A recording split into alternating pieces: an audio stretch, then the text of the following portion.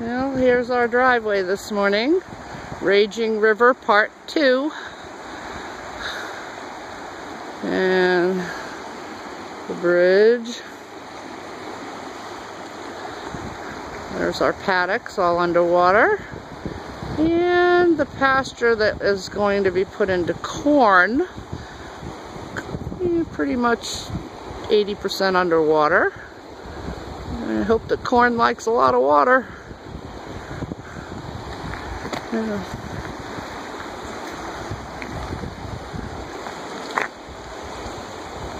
And back around. Everything's dry in the barn. I got to ride in on a pickup truck. My little Corsica wasn't going to be able to go through that. And more flooding over there, over completely to the racetrack and beyond.